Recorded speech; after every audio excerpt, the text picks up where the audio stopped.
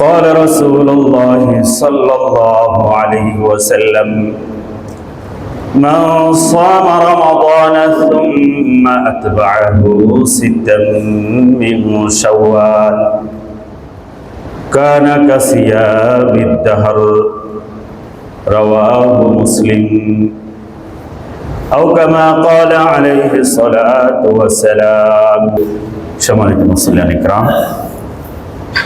পর্দার আল থেকে যারা শুনছেন মা বোনেরা, আমরা মহান রব্বে কায়নাতের দরবারে শুকরিয়ার কালিমা পড়ি। তিনি আমাদেরকে সুস্থ রেখেছেন, সুন্দর পরিবেশে পবিত্র ঈদ উল ফিতরের পরে প্রথম জুমায় আমরা মসজিদে এই মুহূর্তে উপস্থিত আছি। আল্লাহ পাক আমাদেরকে সেই সুযোগ ও তৌফিক দান করেছেন। সকলে পাঠ করি আলহামদুলিল্লাহ। মুআজ্জাজ হাজরিন ইকরাম, আমরা পবিত্র ঈদ উল ফিতর পালন করলাম। ঈদ একটি আনন্দ খুশি উদযাপন। দীর্ঘ 1 মাস পরে আল্লাহ পাক রব্বুল আলামিন আমাদের জন্য একটা আনন্দ দিয়েছেন, কারণ 1 মাস আমরা পরিশ্রম করেছি, আল্লাহর বিশাল একটা হুকুম পালন করেছি। আর মোমেনের অ্যাচিভমেন্ট এবং বড় সাফল্য এবং কৃতিত্ব হলো মহান রবের কোনো বড় হুকুম পালন করা। এই জন্য ঈদ উল ফিতর দেওয়া হয়েছে রমজানের পরে, 1 মাস রোজা রাখার পরে। ঈদ উল আজহা দেওয়া হয়েছে হজ পালন করার পরে, আরাফার পরের দিন।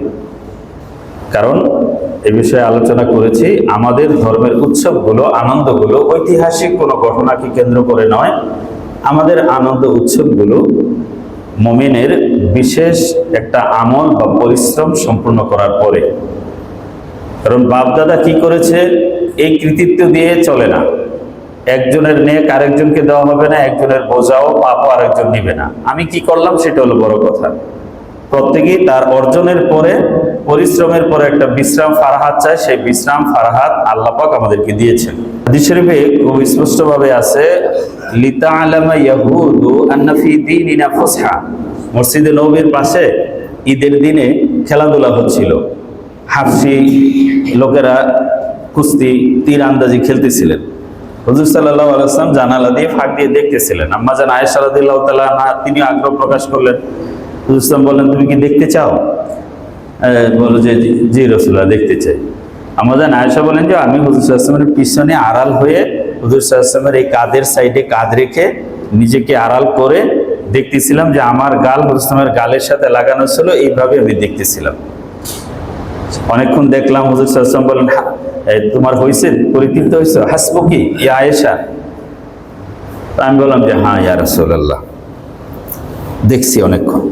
হুজুর সাল্লাল্লাহু দেখার সুযোগ দিচ্ছেন এবং এই খেলার মধ্যে রাসূল উৎসাহ দিচ্ছিলেন, দুনাকুম ইয়া বনি আরফিদা, হে বনি আরফিদা, হ্যাঁ এইভাবে খেলো, এইভাবে। আমরা যেরকম খেলার মধ্যে একজনকে এনকারেজ করে ইন্সপায়ার করার জন্য দর্শকরাও দর্শক গ্যালারিতে একটা উত্তেজনা ছড়ায় পড়ে, হুজুর উৎসাহ দিচ্ছিলেন। এবং হুজুর বলেছেন এখানে একটা সিগনিফিকেন্ট যে কথাটি, যে লিতাআলামা ইয়াহুদু আন্না ফি দীনিনা ফুসহা। ইহুদিরা যেন জানে যে আমাদের দিনের মধ্যে প্রশস্ততা আছে, আমাদের দিনের মধ্যে বিনোদন আছে, ফারাহাত আছে, আমাদের দিনের মধ্যে উৎসব আছে, উদযাপনের বিষয় আছে। এমন না যে একেবারে ইবাদতের মধ্যে মানুষকে চেপে রাখা হয়, ইবাদতের ভিতরে মানুষকে প্রেসারে রাখা হয়, তা না। বিনোদন যেটা মানুষের স্বাভাবিক চাহিদা, সেটা আমাদের ধর্মে আছে এবং সেটা স্বাভাবিক গণ্ডির ভিতরে। এই ঈদের দিন বুঝলাম নামাজ পড়ে ঘরে গিয়ে তো আরাম করতেছেন। আবু বকর রাদিয়াল্লাহু তাআলা একটু পরে গেছেন, যে দেখেন 2টা বাচ্চা মেয়ে দফ বাজিয়ে বোয়াস যুদ্ধের সময় যে গান কবিতা গাইতে, ওগুলো গাইতেছে। আবু বকর রাদিয়াল্লাহু একটু ধমক দিলেন, মিজমারু শয়তান ফি বাইতি রাসূলিল্লাহ, এর মধ্যে রাসূল সাল্লাল্লাহু আলাইহি ওয়াসাল্লামের ঘরে শয়তানের বাদ্য এগুলো করতেছো, এটা মনে হয় ঠিক না।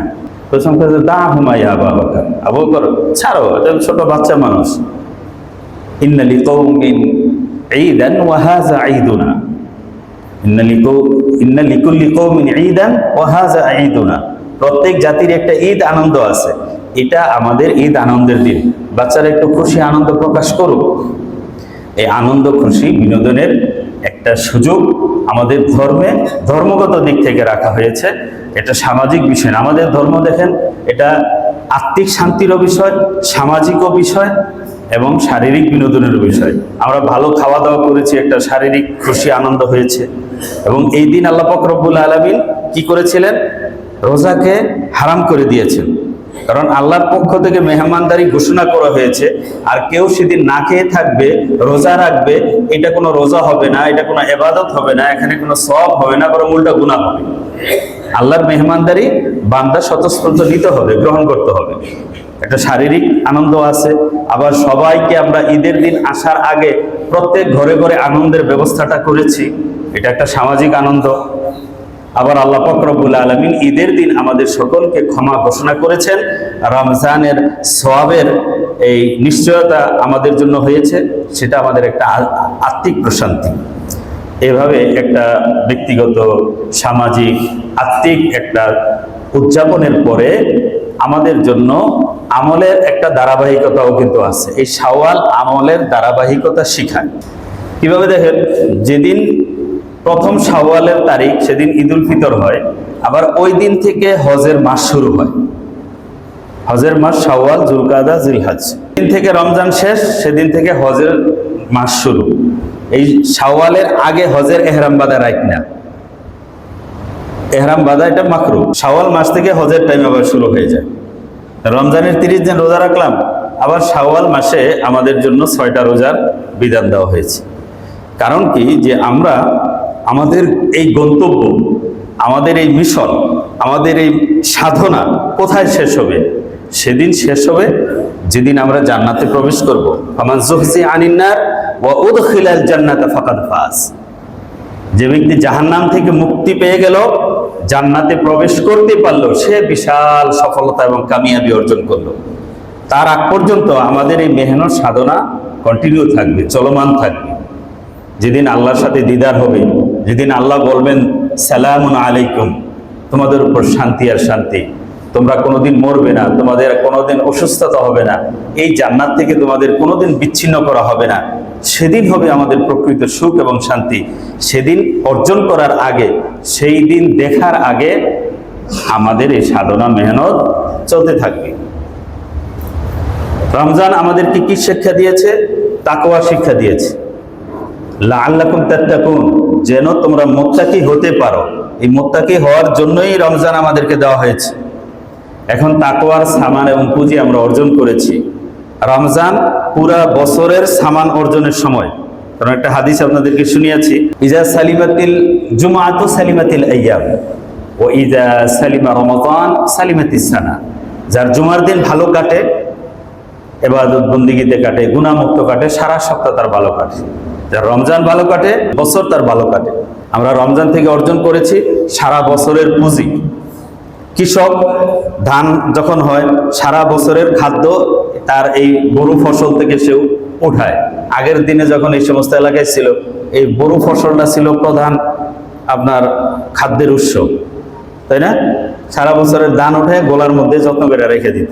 এটা হেফাজত করতে হইতো, পোকে খাই কিনা, ক্রিয়া খাই কিনা, ইঁদুরে নষ্ট করে কিনা, হেফাজত করতে হইতো যত্ন মতো। আমরা রমজান থেকে যেই শিক্ষাটা অর্জন করেছি, যে পুঁজিটা অর্জন করেছি, তাকওয়ার যে সামানটা অর্জন করেছি, এটাও আমাদেরকে ধরে রাখতে হবে, এটা নষ্ট হতে দেওয়া যাবে না। এই পুঁজি দিয়ে আগামী বছরগুলোতে সারা জীবন এটা চলতে হবে। কোরআন কারীমে সূরাতুন নাহলের 92 নম্বর আয়াত আপনাদের সামনে পড়েছি। আল্লাহ পাক রব্বুল আলামিন এখানে আমাদেরকে সেই কথাই বলেছেন, ওয়ালা তাকুনু কাল্লাতী নাকাদাত গাজলাহা মিন বা'দি কুওয়াতিন আনকাসা ওয়ালা তাকুনু কাল্লাতী নাকাদাত গাজলাহা। তোমরা ওই মহিলার মতো হইও না যে সারাদিন সুতা পাকায়, শক্ত করে পেঁচানোর পরে বিকাল বেলা কি আনকাসা, এটা রেজা রেজা করে টুকরা টুকরা করে আবার সিলে বিচ্ছিন্ন করে ফেলে। সে সারাদিন তুলা থেকে সুতা বানাইতো, সুতা পাকাইতো, পাকানোর পরে বিকালবেলা আবার এগুলো সব ছিন্ন বিচ্ছিন্ন করে ছিঁড়ে ফেলতো। মক্কা এরকম একটা পাগলি মহিলা ছিল, এর নাম রিতা বিনতে আমর। এক তাফসীরে আছে, কোন বর্ণনা আছে খারকা। এর এই কর্মটা মক্কায় একটা উদাহরণে পরিণত হয়ে গেছিল। মানুষ যখন একটা কাজ করে আবার সেই নিজেই তার ধ্বংস করে, নষ্ট করে, তার অর্জনকে নিজেই আবার শেষ করে দেয়, এই ক্ষেত্রে এই মহিলাকে উদাহরণ হিসাবে ব্যবহার করা হইত। আল্লাহ পাক রব্বুল আলামিনও এই কোরআন শরীফের সূরাতুন নাহলের 92 নম্বর আয়াতে ওই মহিলার উদাহরণ উপমা এখানে দিয়েছেন, যে যেই মহিলাটা সারাদিন কষ্ট করে সে সুতা পাকায়, সন্ধ্যাবেলা নিজেই নিজ হাতে তার পরিশ্রমকে শেষ করে দেয়। তোমরা তেমন হইও না। তোমরা তোমাদের অর্জিত নেককে, সম্পদকে, সুনামকে, তোমাদের অর্জিত অঙ্গীকার এবং ওয়াদাকে, ঈমানকে তোমরা এভাবে দিন শেষে নষ্ট করে দিও না, শেষ করে দিও না। ওয়ালা তাকুনু কাল্লাতী নাকাদাত গাজলাহা মিন বা'দি কুওয়াতিন আনকাসা। তোমরা তেমন হইও না। তা আমরা রমজান থেকে যে অর্জন করেছি, একেবারে ঈদের রাত থেকেই কিন্তু অনেকে একবার মুক্ত হয়ে গেছে।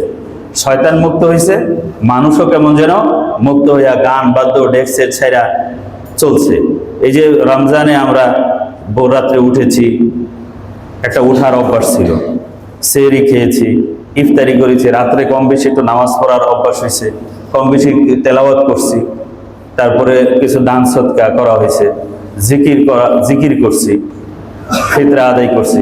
এই যে একটা ভালো নেকের পরিবেশ ছিল, অক্তমতো নামাজগুলো গুরুত্বের সাথে পড়ছি, এই যে একটা গুরুত্ব, এই যে একটা অভ্যাস, এই অভ্যাসটাকে আমরা ধরে রেখেছি নাকি এক সপ্তাহ শেষ করে দিছি?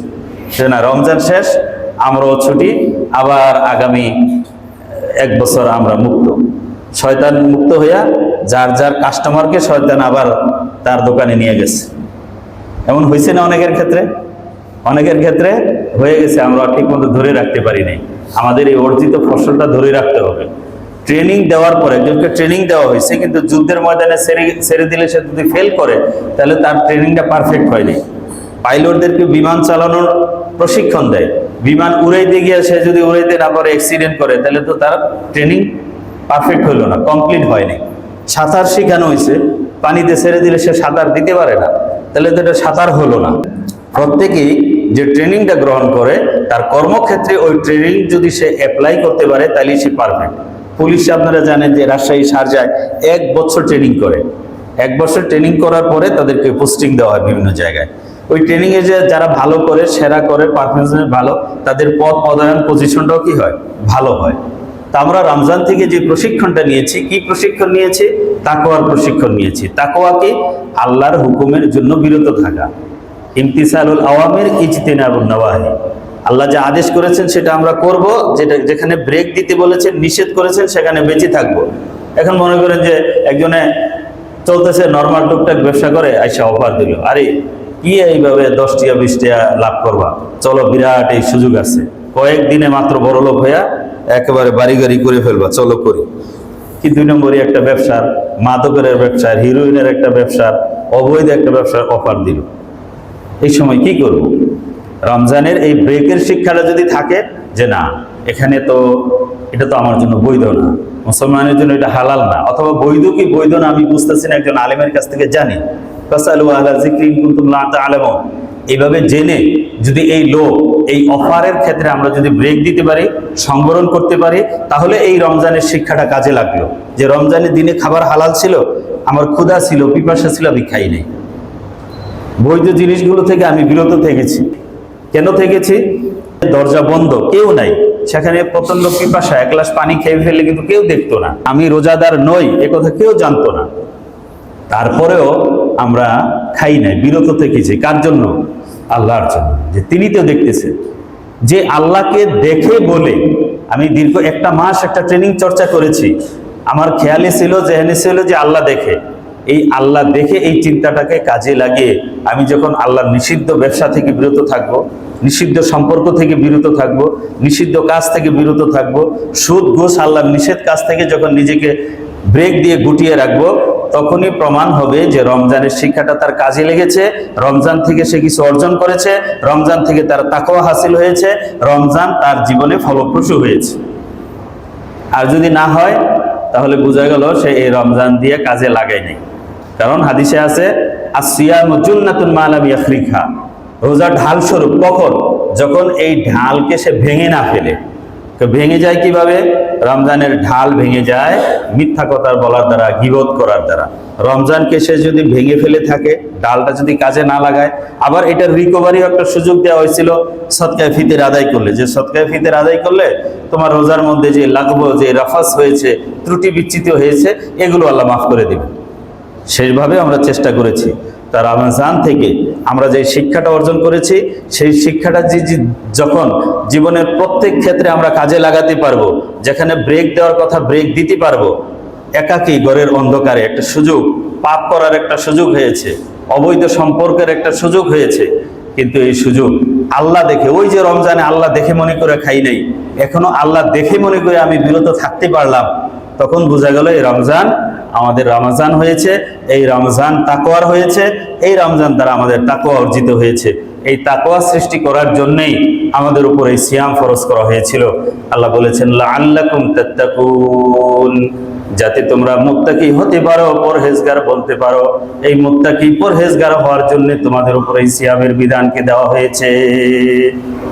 কুতিবা আলাইকুমুস সিয়াম কামা কুতিবা আলাল্লাযীনা মিন ক্বাবলিকুম লাআল্লাকুম তাত্তাকুন। এই মুত্তাকি হওয়ার শিক্ষা সিয়াম থেকে আমরা অর্জন করেছি। এই শিক্ষাটাকে এখন আমাদের অ্যাপ্লাই করতে হবে, প্রয়োগ করতে হবে জীবনের প্রত্যেকটা ক্ষেত্রে, সেগুলো কাজে লাগিয়ে এই তাকওয়ার এই শিক্ষা অর্জনকে আরো বাড়াইতে হবে, এটা আরো এগিয়ে নিয়ে যেতে হবে। আমরা সাধারণ মোমেন থেকে আল্লাহর ওলিতে পরিণত হতে হবে। একজন আশেক তার মাসুককে পাওয়ার জন্য একসময় খাওয়া দাওয়া ভালো লাগে না, পানাহার ছেড়ে দেয়। এই পানাহার ছেড়ে দিয়ে আমরা আল্লাহকে আমাদের মধ্যে করার চেষ্টা করেছি। हर तमन्ना दिल से रुखसत हो गई, अब तो आजा अब तो खलवत हो गई। हर तमन्ना दिल से रुखसत हो गई, अब तो आजा अब तो खलवत हो गई। এটা আল্লাহর ওলিদের একদম আশিকের বক্তব্য। হে আল্লাহ, দুনিয়ার আশা ভরসা স্বাদ আল্লাহ কামনা বাসনা এগুলো ছেড়ে দিয়েছি, এগুলো আমি বিসর্জন দিয়েছি। এখন তুমি আমার মধ্যে এসে যাও, আমার ভিতরে তোমার নূর ও মারিফাত আল্লাহ তুমি জাগিয়ে যাও। আব তো খালওয়াত হু গই, এখন মুক্ত হয়েছে। কারণ ভিতরে যদি দুনিয়ার নাপাক থাকে, দুনিয়ার মোহাব্বত, দুনিয়ার লোভ, হিংসা, পরস্পরকাতরতা, এই কদর্যতা যদি দিলের ভিতরে থাকে, ওই দিলে আল্লাহর নূর ও মারিফাত আসে না। কারণ অপবিত্র জায়গায় আল্লাহর পবিত্র সত্তার নুরানিয়ত আসে না। এই জন্য ইসলামের কালিমাটা আগে হলো লা, আগে কি বলো? লা ইলাহা ইল্লাল্লাহ। লা ইলাহা, কোনো ইলা নাই। আগে সমস্ত ভূত দেব দেবী মূর্তি যেগুলো বিশ্বাসে তোমরা ছিলে এগুলোকে না বলো, এরপরে বলো ইল্লাল্লাহ। আগে দেয়াল পরিষ্কার করো, এরপরে রং লাগাও। আগে ক্ষেতের আগাছা সাফ করো, এরপরে বীজ ফালাও, তাই না? ময়লার ভিতরে হবে না। তো ইসলামের কালিমা এরকম না, আল্লাহু ইলাহুনা আল্লাহু ওয়াহিদুন, এটাও একই অর্থ দেয় যে আল্লাহ আমাদের ইলাহ, আল্লাহ একজন। এটা বললেও ওই অর্থ হয়, কিন্তু ওই ভাব এবং ওই আবেদন হয় না যেটা এই কালিমার মধ্যে আছে। আগে তোমাদের ভিতর থেকে সব পরিষ্কার করতে হবে, এরপরে ইল্লাল্লাহ বলে আল্লাহর ওয়াহদানিয়তকে, আল্লাহর একত্ববাদকে, একমাত্র আল্লাহই ইলাহ, এই তাওহীদকে তোমাদের ভিতরে প্রতিষ্ঠিত করতে হবে। এজন্য আগে কি করো? দিল থেকে অপরিচ্ছন্নতাকে দূর করো। না খেয়ে আমরা সেটা আল্লাহর কাছে প্রমাণ করেছি। এর মধ্য থেকে কিছু মানুষকে আল্লাহ পাক রব্বুল আলামিন এর রমজানের পরেই এই জন্য হজ দিয়েছেন। হজের জন্য আল্লাহ পাক রব্বুল আলামিন ডাক দেন, ঠিক আছে তোমরা যখন আমাকে পাওয়ার জন্য এতই বেকুল, এতই বেকুলতা তোমাদের মধ্যে, আমার ঘরে চলে আসো। পৃথিবীর সৌভাগ্যবান বান্দারা আল্লাহর ঘরে গিয়ে, মাশুকের ঘরে যেয়ে সেই দিদারের এবং সাক্ষাৎ লাভ করে তার প্রেমের জ্বালা, আল্লাহকে পাওয়ার যে ইশক মোহাব্বত, সেটা তারা নিবারণ করে। আমরু আলা দিয়ারি দিয়ারি লাইলা উকাব্বিলু জাল জিদারি ওয়া জাল জিদারা। এই বিষয়ে ইনশাআল্লাহ সামনে আলোচনা করব। তো রমজানের পরে আমাদের প্রতি আরো একটা বিশেষ যেটা নির্দেশ, সেটা হলো শাওয়ালের 6টা রোজা। এই 6 রোজার দ্বারা যে আমলের ধারাবাহিকতা, যে তোমরা এক পরিশ্রম করেছো, তোমাদের জন্য ঈদ দিয়েছি, বিনোদন দিয়েছি, বিনোদন দিয়ে শেষ না, তোমাদের এই সাধনা যাত্রা সমাপ্ত না, আবার শুরু করো। বিশ্রাম নিয়ে আবার পথ চলা শুরু করো। রমজানের পরে 6টা রোজা রাখো। মান সামা রমাদান সুম্মা আতবাহু সিত্তাম মিন শাওয়াল কানা কাসিয়ামিদ দাহর। আবু আইয়ুব আনসারী রাদিয়াল্লাহু তাআলা আনহু থেকে বর্ণিত মুসলিম শরীফের হাদিস। মুসলিম শরীফের 1164 নম্বরে হুজুর সাল্লাল্লাহু আলাইহি ওয়াসাল্লামের এই হাদিস বর্ণিত হয়েছে, মান সামা রমাদান, যে ব্যক্তি রমজানের রোজা রাখে, সুম্মা আতবাআহু সিত্তাম মিন শাওয়াল, এরপরে রমজানের পরে শাওয়ালের 6টা রোজা রাখে, কানা কাসিয়ামিদ দাহরি, সে যেন সারা বছর রোজা রাখে, সারা বছর রোজা রাখে। নফল বাধ্যবাধকতার দিক থেকে, আযাব শাস্তির দিক থেকে হালকা, কিন্তু সওয়াব ফজিলত এবং এগিয়ে যাওয়ার দিক থেকে বেশি অগ্রগামী। যেটা বাধ্য ডিউটি, এটা তো করতেই হবে, 8টা 5টা যেহেতু চাকরি করে ডিউটি করতে হবে। ডিউটির পরে সে থাকলেও পারে না থাকলেও পারে। ডিউটির পরে যে শ্রমিক বা যে কাজের লোকটা, ড্রাইভার হোক আর দারোয়ান হোক আর শ্রমিক হোক আর অফিসারের যে কোনো এমপ্লয়ি হোক, সে যদি ডিউটির পরেও কোম্পানির জন্য, ফ্যাক্টরির জন্য, রাষ্ট্রের জন্য কিছু করে, এটা কিন্তু বেশি এপ্রিসিয়েট পাওয়ার যোগ্য, বেশি ধন্যবাদ পাওয়ার যোগ্য, যে তার ডিউটি শেষ, সবাই চলে গেছে, সে যায় না। তো এই 8 ঘন্টা ডিউটি করার কারণে মালিক যতটুকু খুশি হবে না, মাত্র আধা ঘন্টা ডিউটি করলে মালিক এর চেয়ে বেশি খুশি হবে। বলেন ঠিক না বেঠিক? এর চেয়ে বেশি খুশি হয়ে যাবে।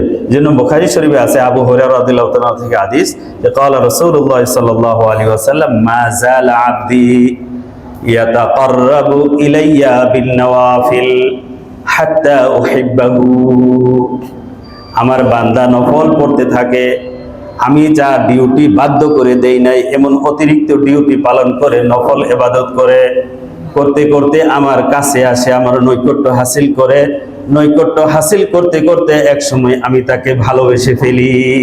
বলে সুবহানাল্লাহ, হাত্তা উহিব্বাহু, আমি তাকে মহাব্বত করে ফেলি।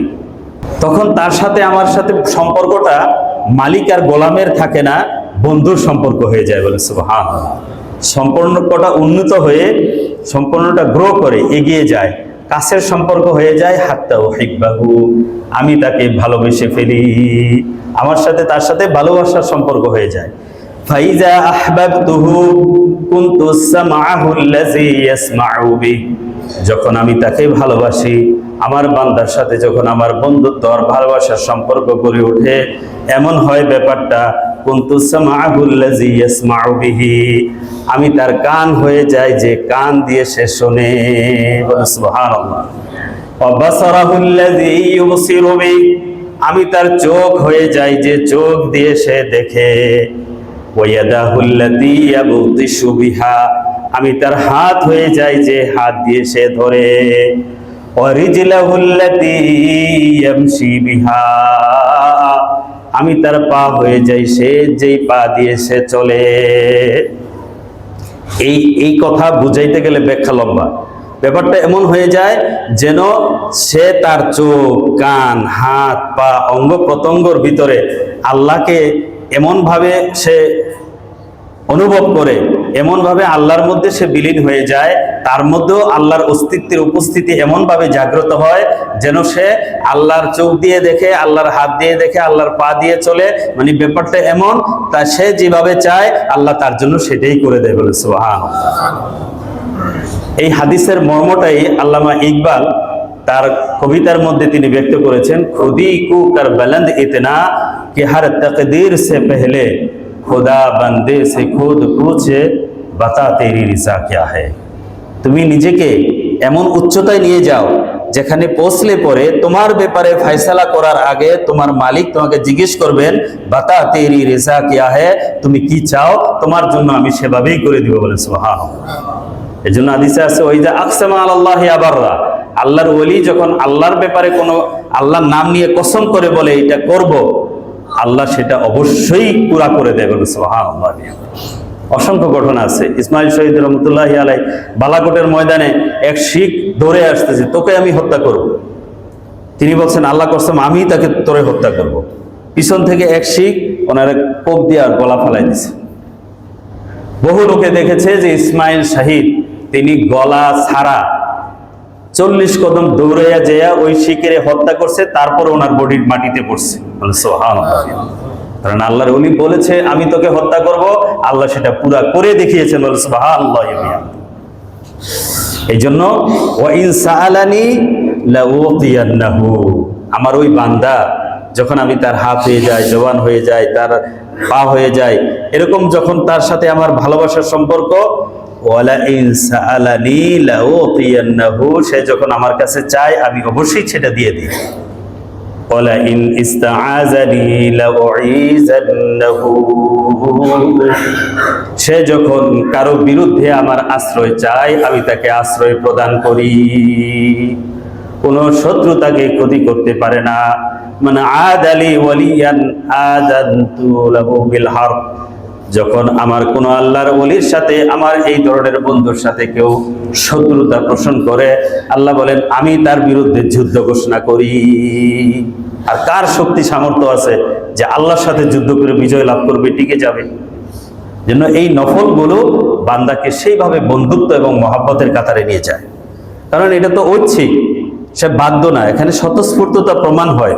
সে সারা বছর রোজা সারা মাস রোজা রাখছে, ফরজ না রাখলে শাস্তি হইতো, গুনাহ হতো। শাওয়ালের রোজা না রাখলে শাস্তি হবে না, তারপরও যখন রাখে এটা প্রমাণ হয় রোজার প্রতি, সিয়ামের প্রতি, আল্লাহর এই ইবাদতের প্রতি তার ভালোবাসা জন্মেছে, মহাব্বত জন্মেছে, আগ্রহ জন্মেছে। এর প্রতি তার মনের ভালোবাসা বা স্বতঃস্ফূর্ততা আছে, যে কারণে এটা বাধ্যবাধকতার দিক থেকে ফরজ না হলেও সওয়াব ও ঘনিষ্ঠতার দিকে নফল অনেক অগ্রগামী। সুবহানাল্লাহ। এজন্য আমরা সকলে শাওয়ালের 6টা রোজা রাখবো তো ইনশাআল্লাহ। এটার হিসাবটা এভাবে করা হয়েছে, মান সামা রমাযান সুম্মা আতবাউ সিত্তাম মিন শাওয়াল, রমজানের রোজাগুলো রাখে, এরপরে শাওয়ালে 6টা রোজা রাখে, কানা কাসিয়ামিদ দাহার, সেজন্য পুরা বছর রোজা রাখলো। একটা হিসাব এভাবে মুহাদ্দিসিনে কেরাম করেছেন, মুফাসসিরিনে কেরাম করেছেন যে একে যেহেতু 10, মান জা আবিল হাসানাতি ফালাহু আশরু আমসালিহা, আল্লাহ পাকের বিধান হলো একটা নেক করলে মিনিমাম তার সওয়াব হয় 10। তা রমজানের 30 ইন্টু 10 কত হয়? 300। আর 6 ইন্টু 10 হলো 60, তাহলে 360। আর বাকি বছরের বাকি 5 দিন তো রোজা নিষেধ হারাম, তাহলে 360 হলে এভাবে সে সারা বছরের রোজা রাখার পরিমাণ সওয়াব অর্জন করে ফেলে।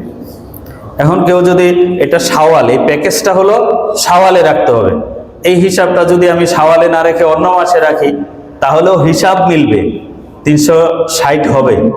কিন্তু এই প্যাকেজ যেভাবে ঘোষণা হয়েছে ওইভাবে আপনাকে অফার দেওয়া হয়েছে যে ঈদের উপলক্ষে এই ছাড়। এখন ঈদের পরে 2টা কিনলে একটা ফ্রি, ঈদের পরে গেলে যদি আপনি ওই বিজ্ঞাপন ব্যানার দেখান, ওই যে আপনাদের দোকানে লেখা আছে 2টা কিনলে একটা ফ্রি, এখন দেন, সে নাও দিতে পারে। বলবো যে ভাই এটা তো ঈদ পর্যন্ত ছিল, ঈদের অফার ছিল, এখন সেই অফার শেষ। তাহলে এই অফার প্যাকেজটা হলো শাওয়াল মাসে, অন্য মাসে না। এখন একটা প্রশ্ন সৃষ্টি হয়, অনেকেই আমাদের কাছে এই প্রশ্নটা করেন যে হুজুর যদি ভাঙতি রোজা থাকে, মহিলাদের অনেক ক্ষেত্রে থাকাটাই স্বাভাবিক, তাহলে সেই ভাঙতি রোজাটা আগে করবে নাকি এই শাওয়ালের রোজাটা আগে করবে? দেখেন এই ব্যাপারে মাসালা হলো 2 ভাবে করা যায়। আপনি ভাঙতি রোজা রেখেও করতে পারেন, অথবা ভাঙতি রোজা যদি এখন রাখলে কষ্ট হবে, শাওয়ালের 6টা রেখে ফেলেন, তাহলেও সেটাও চলবে। আবার এই ক্ষেত্রে দেখবেন কোন হুজুর বলতে পারে না ভাঙতিগুলো আগে রাখতে হবে, শাওয়াল পরে রাখতে হবে। আবার অনেকে আমরা এভাবে বলি যারা আপনি যেটা আগে রাখতে চান সেভাবে রাখতে পারেন। এভাবে বলার কারণটা কি? একটা কেন বলতে পারি না, কারণটা হলো এই ব্যাপারে হাদিসে সুস্পষ্টভাবে কোনো বক্তব্য নাই। হয়তো কোনো সাহাবা একরাম জিজ্ঞেস করছেন অথবা করেন নাই, আমরা সেটা জানি না, হাদিসে সেটা উল্লেখ নাই। এখন হাদিসে উল্লেখ নাই কারণ সাহাবা একরামের মধ্যে যেই আমলটা প্রচলিত ছিল, হুজুর সাল্লাল্লাহু আলাইহি ওয়াসাল্লাম রাখছেন, সাহাবা একরাম রাখছেন, বড় বড় সাহাবা রাখছেন, তাদের দিকে অন্যরা রাখছেন, যেটা স্বাভাবিক, সেখানে প্রশ্ন তৈরিও হয়নি, প্রশ্ন কেউ করেও নেই, অথবা করেছে আমরা জানি না। তো আমরা এই ফতোয়াটা কিভাবে দিলাম? সুস্পষ্ট কোনো নির্দেশ কোরআন হাদিসে থাকে না, তখন সেই ব্যাপারে কি করতে হয়? গবেষণা করতে হয়। গবেষণা করাটা মুস্তাহিদদের কাজ, এটাই ইসলামী স্কলারদের কাজ, ফকিহদের কাজ, মুহাদ্দিসিনে কিরামদের কাজ। ওনারা গবেষণা করে বের করেন। এখানে গবেষণাটা কিভাবে করা হয়? ওই হাদিসের বাক্য শব্দের উপর গবেষণা করা হয়। এই ব্যাপারে সাহাবায়ে কেরামের সময় কি আমলটা ছিল সেটা খোঁজা হয়, অন্যান্য হাদিসে কি আছে না আছে, খুঁজে একটা কনক্লুশনে, একটা ডিসিশনে আসে। এখানে দেখেন এই হাদিসে কি বলছে? মান সামা রমাযান, যে রমজানের রোজাগুলো রাখে, সুম্মা আতবাহু, অতঃপর রমজানের পরে এই 6টা রোজা রাখে, সুম্মা আতবাহু সিত্তাম মিন শাওয়াল। তাহলে যখন ব্যাপারটা নির্দেশ এইভাবে, তাহলে এই শব্দর থেকে গবেষণা করে অনেক মুহাদ্দিস কিরাম বের করছেন যে না, তাহলে রমজানের রোজাগুলোই আগে শেষ করতে হবে, যেহেতু ইসলাম বলছেন মানসাম রমজান, রমজান আগে এরপরে 6 রোজা, তাহলে রমজান আগে শেষ করতে হবে। এই হাদিসের শব্দের ব্যবহার, শব্দ চয়ন, এ থেকে এটা বোঝা যায়। আবার যদি সাহাবে একরামের আমল থেকে আমরা বিষয়টা বিশ্লেষণ করি, তাহলে দেখা যায় আম্মাজান আয়েশা রাদিয়াল্লাহু তাআলা আনহার হাদিস আছে যে আমরা বিগত বছরের ভাঙতি রোজাগুলো শাবান মাসে রাখতাম। তার মানে ওনারা ভাঙতি রোজা একেবারে ইমিডিয়েট রাখতেন না, সাথে সাথে রাখতেন না, বিলম্ব করে বছরব্যাপী রাখতেন। শাবান মাসে ভাঙতি রোজাগুলো পিছনের বছরের কাজাগুলো শেষ করতাম। আচ্ছা, পিছনের কাজা উনি শেষ করতেন, তাহলে আম্মাজান আয়েশা রাদিয়াল্লাহু তাআলা আনহা তিনি কি শাওয়ালের রোজা রাখতেন নাকি রাখতেন না? আম্মাজান আয়েশা রসুলের স্ত্রী, এত বড় ফজিলতের একটা আমল, রসুল যেটা মানুষকে নির্দেশ দিচ্ছেন, রসুলের স্ত্রীরা তো আরো বেশি আমলে অগ্রগামী ছিল। আমরা কি এই ধারণা করতে পারি যে রসুলের স্ত্রীরা শাওয়ালের রোজা রাখতো না? বলেন, এটা ধারণা করা যায়? যায় না। স্বাভাবিকভাবে এই ধারণা বিশ্বাস অবশ্যই হয়, নিশ্চয়ই ওনারাও শাওয়ালের রোজা রাখতেন, সারা বছরের এই সওয়াবটা নিতেন। রসুল যেটা মানুষকে নির্দেশ দিচ্ছেন তার বিবিরা তো এটা না করবেন না, তার বিবিরাও করতেন। তাহলে বোঝা যায় যে আম্মাজান আয়েশা ওনারা কি করতেন, শাওয়ালের রোজা ঠিকই রমজানের পরে রাখতেন, ভাঙতিটা যেয়া পরে রাখতেন। তাহলে এখান থেকে আমরা এটাও ফয়সালা পাই যে ভাঙতি রোজাগুলো পরেও রাখা যায়। বুঝতে পারছেন? এইভাবে হয় গবেষণা। আর এখন প্রশ্ন করতে পারেন যে এই যে গবেষণা আপনি করলেন, এই ধরনের গবেষণা করে কোনো সিদ্ধান্ত নেওয়ার অনুমতি আছে কিনা, বা ইসলামের যারা স্কলার ফকি তারা এইভাবে যে গবেষণা করবেন, এই করার কোনো সুযোগ ইসলামে আছে কিনা? করার সুযোগ ইসলামে আছে, এর অসংখ্য দলিল প্রমাণ আছে। একটা প্রমাণ বলি, মুআজ ইবনে জাবাল রাদিয়াল্লাহু তাআলা আনহু ইয়ামানে হুজুর সাল্লাল্লাহু আলাইহি ওয়াসাল্লাম ওনাকে প্রশাসক করে পাঠাইছেন, গভর্নর করে প্রশাসক বানিয়ে ইয়ামানে পাঠাইছেন, একটা আরো কাফেলা সহ, যে তুমি ইয়ামানের প্রশাসক হিসাবে ইয়ামানের বিচার ফায়সালা প্রশাসনিক কাজ তুমি করবে।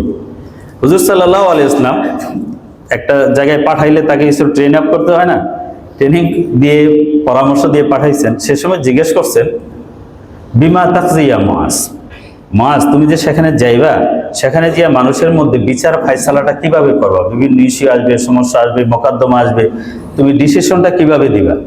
তিনি বললেন যে কিতাবিল্লাহ, আল্লাহর কিতাব দিয়ে আমি ফায়সালা করব, কোরআন দিয়ে ফায়সালা করব। হুজুর সাল্লাল্লাহু আলাইহি ওয়াসাল্লাম বলছেন, ফাইল্লাম তাজিদ, তুমি যদি কোরআন শরীফে সেই ফায়সালাটা না পাও, হয়তো কোরআনে আছে তুমি বুঝতে পারো না, অথবা সব কোরআন শরীফ তোমার মুখস্থ নাই, বা কোরআন শরীফে এই জিনিসটা তুমি সরাসরি পাচ্ছ না, তোমার যে ইস্যু সেটা তুমি কোরআন শরীফ থেকে সমাধান পাচ্ছ না, তখন কি করবা? তিনি বললেন, বিসুন্নতি রাসূলিল্লাহ, আল্লাহর নবীর সুন্নত বা নবীর নির্দেশ হাদিস দ্বারা আমি ফয়সালা করব, নবীর যে সুন্নত সেটা দিয়ে ফয়সালা করব। হুজুর তারপরে আবার প্রশ্ন করেন, ফাইল্লাম তাজিদ, তুমি যদি নবীর সুন্নতের মধ্যেও তার সমাধান না পাও, তখন কি করবা? তিনি বলছেন, আজতাহিদু বিরাই ওয়ালা আলু, আমি আমার রায় দিয়া, আমি কোরআন ও হাদিসের আলোকে আমার বিবেক বিবেচনা দিয়ে ফয়সালা করব, এখানে কোনো ত্রুটি করব না। তিনি এই উত্তর দিলেন। এরপরে রাসূল সাল্লাল্লাহু আলাইহি ওয়াসাল্লাম যেটা বললেন, এটি আমাদের মূল বক্তব্য এবং সিগনিফিকেন্ট কথা। রাসূল সাল্লাল্লাহু আলাইহি ওয়াসাল্লাম বলেছিলেন, আলহামদুলিল্লাহিল্লাযী ওয়াফাকা রাসূলা রাসূলিহি বিমা ইয়ারদাহু রাসূল, আলহামদুলিল্লাহিল্লাযী ওয়াফাকা রাসূলা রাসূলিহি বিমা ইয়ারদাহু রাসূল। ওই আল্লাহর প্রশংসা যিনি তার রসুলকে মানে তার আল্লাহর রসুলের প্রতিনিধিকে এমন জিনিসের জ্ঞান ও বুঝ দান করেছেন যেই জিনিসটা আল্লাহর রসুল পছন্দ করে। তার মানে আল্লাহর নবী এটা সমর্থন করেছেন। ধন্যবাদ শুধু তাই না, হাদিসে আছে যে আমরা যেরকম বাহবা দেই বুকে পিঠে থাপ্পড় দিয়া, হুজুর সাল্লাল্লাহু আলাইহি ওয়াসাল্লাম বুকে এইভাবে তার থাপ্পড় দিয়ে বলছেন, আলহামদুলিল্লাহিল্লাযী ওয়াফাকা রাসূলা রাসূলিহি বিমা ইয়ারদাহু রাসূলুহু। মুআজ ইবনে জাবালকে হুজুর ধন্যবাদ দিয়েছেন, বুক চাপড়িয়ে তাকে বাহবা দিয়েছেন যে হ্যাঁ ধন্যবাদ, তুমি সঠিক বলেছ। কারণ কোরআনে সরাসরি না পেলে, হাদিসে না পেলে, কোরআন ও হাদিসের আলোকে একটা কনক্লুশন ডিসিশন নিয়ে একজন বিচারক, একজন মুজতাহিদ, একজন ফকি ডিসিশন রায় দিতে পারে। আল্লাহ রসুল সেটা সমর্থন করেছেন, নির্দেশ দিয়েছেন, এবং মুআজ ইবনে জাবালকে এই দীক্ষা এবং এই শিক্ষা দিয়ে তিনি ইয়ামানের প্রশাসক করে তাকে পাঠিয়েছেন। এখান থেকে স্পষ্ট শিক্ষা যে কোরআন ও হাদিস থেকে যারা গবেষণা করতে পারে, গবেষণা করে শরীয়ত সম্মত গবেষণা ডিসিশন ইসলামে দেওয়া যায়, দেওয়ার অনুমতি আছে। বুঝতে পারছেন আলেমরা কি থেকে গবেষণাটা করে? আরো অনেক দলিল আছে, করে।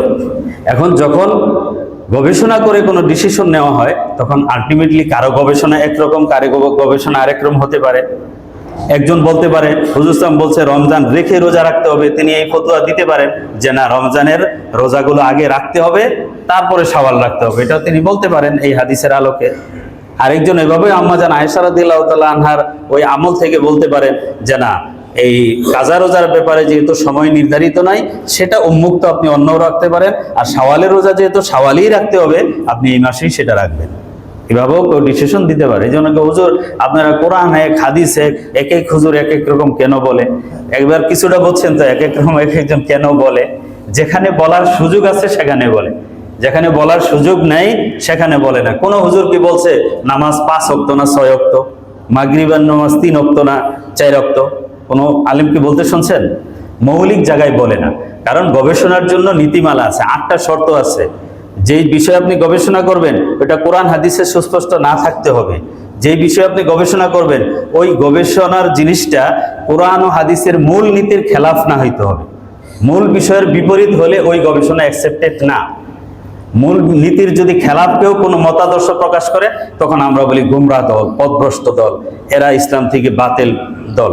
কারণ এরা মূল জায়গায় হাত দিছে, মূল জায়গা থেকে বিচ্যুত হয়ে গেছে। আর মূল জায়গা ঠিক রেখে তারা কেউ যদি কোনো গবেষণা পেশ করে, এই গবেষণা মানা যায়। আর গবেষণার আলোকে যখন মানুষ চলে, এখানে আবার বিষয় আছে। একাধিক গবেষণার পরে একটা বিষয়ের আবার একটা ফতোয়া দেওয়া হয়, যে একাধিক মতামতের উপর এই বিষয়ের উপরে ফতোয়া, আম মানুষ এটার উপর আমল করবে, তখন ওই ফতোয়ার উপর আমল করতে হয়। কিন্তু কোন কোন ক্ষেত্রে হতে পারে আপনি আমি অনেক সিচুয়েশনে পড়ছি যেটার উপর ফতোয়া ওটার উপর আমল করা যাচ্ছে না, তখন ওই ব্যক্তির ক্ষেত্রে এক্সেপশনাল হতে পারে, সে ওই যে ভিন্ন আরেকটা মত আছে সেই মতের উপর আমল করবে। এখন ওই মতের উপর আমল করে যে আপনি জানেন একটা, আপনি বলবেন এই হুজুর আপনি এটা করেন কে, আপনার এই কোন এইভাবে হতো, আবার আপনি আরেকটা করেন। আরেকটা সুযোগ আছে, এটা হুজুর জানে, এটা আপনি জানেন না। এই জন্য অনেকে যে হুজুররা কি করে, ঘুরে খায় ফেলাইতে পারে, বুঝলেন? আসলে ঘুরানোর সুযোগ যেখানে আছে এখানে খাইতে পারে। এই জন্য এটা দোষের না, এটা জ্ঞান। আপনার যারা অভিযোগ করে এটা জ্ঞানের অভাব। এক জায়গায় হুজুরে কথা, হুজুর আপনি পশ্চিম দিকে ফিরে পেশাব করলেন। এখন হুজুর এমন একটা জায়গায় পড়ছে 3 দিকে মানুষ দেখে, পশ্চিম দিকে দেয়াল আছে, এখন পশ্চিম দিকে যদি না করে তাহলে তো মানুষ দেখবে। কিন্তু ফরজ তরক করার চেয়ে উত্তম হলো কি পশ্চিম দিকে ফিরে পেশাব করা। মানুষকে কি সে তার লজ্জা দেখাবে, লজ্জাস্থান দেখাবে, না লজ্জা হেফাজত করবে? ওইখানেই করবে। তখন হুজুর নাকি বলছিল আরে আমি পেশাব পশ্চিম দিকে করলে কি, আমি একটু ঘুরাই দিছিলাম, বুঝছেন? তো ঘুরাই দিছিল, ঘুরাই দেওয়ার কি আছে, সুযোগ আছে। এই জন্য এইসব বিষয়গুলো আলেমদের কাছাকাছি বসবে, তাহলে অনেক অপশন গুলো জানা। আমরা তো এখানে মৌলিক কিছু কথা বলি, মূল বিশ্লেষণ বলতে পারি না। জুমার পরে ইনশাল্লাহ আলোচনা হয়, বিভিন্ন মানুষ বিভিন্ন প্রশ্ন করে, সেখানে বিশ্লেষণ ধর্মী কথা অনেক সময় বলার সুযোগ থাকে। তো ইনশাল্লাহ আমরা ইসলামের এই মূল বিষয়গুলো বুঝবো, সঠিক ধারণা রাখবো। আর বিশেষত শাওয়ালের এই রোজাগুলো আমরা সকলে রেখে ফেলবো ইনশাল্লাহ। এই শাওয়ালের রোজার মধ্যে যদি আপনি মাসের 13, 14, 15টাও রাখেন, এই 3টা 13, 14, 15 রাখেন, তাহলে আইয়ামে বীজের সওয়াবটাও পেয়ে গেলেন। হুজুর সাল্লাল্লাহু আলাইহি ওয়াসাল্লাম সোমবার বৃহস্পতিবারে রাখতেন। এই রোজাগুলো যদি সোমবার বৃহস্পতিবার করে রাখেন, তাহলে এখানে সওয়াবের বিষয়টা ডবল হবে। আল্লাহ পাক তৌফিক দান করেন। আমিন। ওয়া আখিরু দাওয়ানা আলহামদুলিল্লাহ।